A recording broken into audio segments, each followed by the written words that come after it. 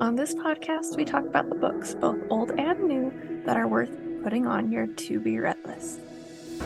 I'll include the back cover synopsis, content warnings, as well as my pro and con list. To avoid any spoilers, head over to my Instagram at enjoylifewithme.angela. I'd love to hear your thoughts on these books. Let's jump in for the day.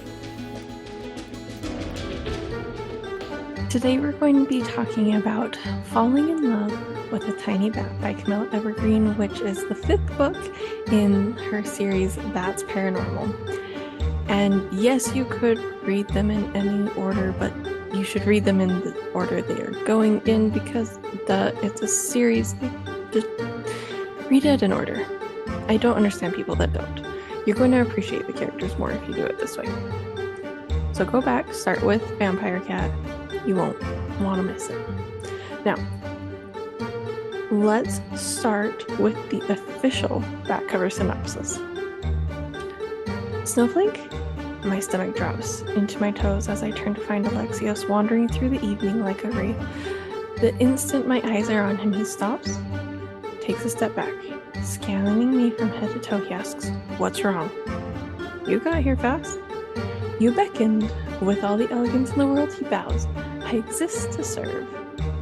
Facing him squarely, I cross my arms. That's a concerning statement coming from a fairy. "You good, bro?"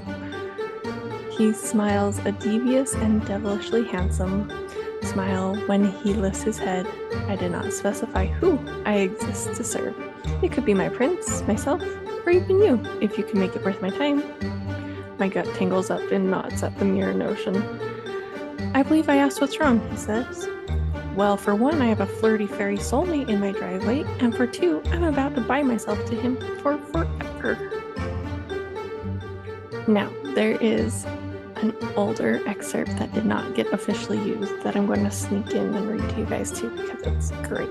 I hope Camilla doesn't mind. It says, "I never wanted a soulmate, and I certainly did not want him living in my guest bedroom.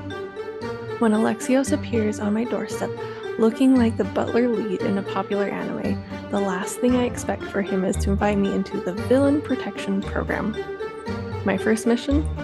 Foster the child he and Mr. Cheekbone Kidnap Extraordinaire stole. Do I want to protect a villain? No, not even a little bit. But do I want the opportunity to finally adopt a child? Yes. Even if the price Alexios demands in return for making this possible is everything I have." Guys, that's so great, right? Both of them are amazing.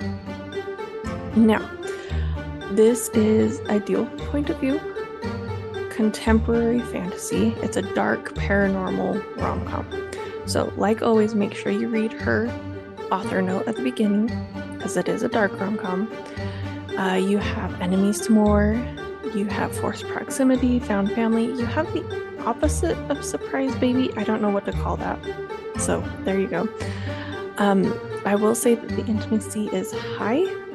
There's innuendo, sex mentioned, underwear in the same shared bed, and a fade to black.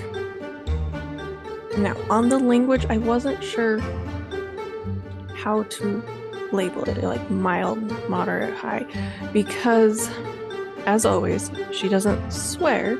It always says like he swears, or it says freaking ducks. But this character is religious, and so she also says like, "God give me strength." And typically I count that because it's used as a saying, where this character is actually using it in reference to like she needs strength from her god. So I don't know, count it how you want, either none or moderate. So there you go. You get to decide. Violence, mild, just fantasy violence. He eats unseelies, which was interesting. Potential triggers. You have the nightmare things. You have manipulation and toxic behaviors. And I loved that the female main character prays and mentions the Bible often, but her past with religion is very traumatizing. And there's past sexual assault mentioned. There's no details, but the trauma fallout from it is brutal. So make sure you are aware of the author's note at the beginning. And because of that, my con was is that like she's going to make you cry. Like you're going to cry in this book. I mean, Camilla argues that washing your eyes isn't necessarily a con, but it breaks your heart. What this character is told about religion that is so terribly wrong. Like it hurts. The quote she has in there is, "I was drowning on the pain she couldn't keep in," and like that kind of stuff. Like it was hard to read someone have such an awful experience with Christianity, because that's not what it is, and never has been, and never should be ever that. So sad, you're going to cry. It's rough. Fair warning. But on the pro side, again, as in every other book before this, you are going to fall in love with the fairy lifestyle. Every time I read a book in this series, it comes back where you're like, I wish that was the world we lived in. Because if you don't smile, it's okay. Sometimes you don't have the energy. Or the quote, "I don't expect anyone to live afraid that they might accidentally offend someone. If you say something that bothers me, I'll just tell you." Like, why can't we all live in a world like that? That sounds amazing, guys.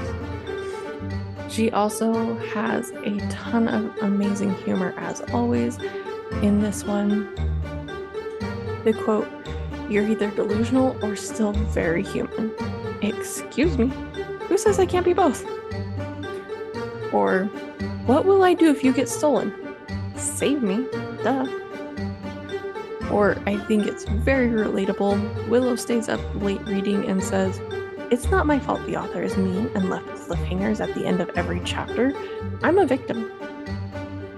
And I think we've all been there.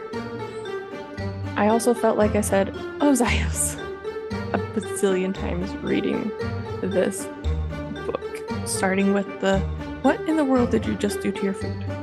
Because that's me. I'm the picky one in my family. And after a decade of being married, my in-laws still don't know what to do with me, frankly. But there's also, "Where are you going?" "Possibly to have another breakdown. I'll decide on the stairs." What? My heart was not prepared to witness you being so adorable.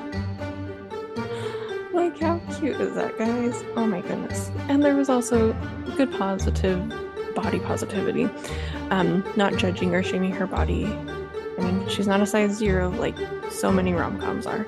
And so that's always nice. And the best part was like the epilogue and bonus scene. Like, that's very lovely cuteness.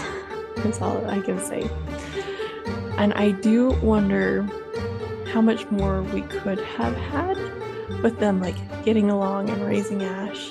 Like, I wasn't prepared for the book to end, even though it was fairly long. Never ready for this series to end, because Camilla does it again. She just does a great job with her books. And I know she's in the middle of survival mode after Helene with her church trying to pass out supplies to her community. So if you can, go download one of her books, read it, and help support an awesome author. Happy reading, guys. I will talk to you guys soon.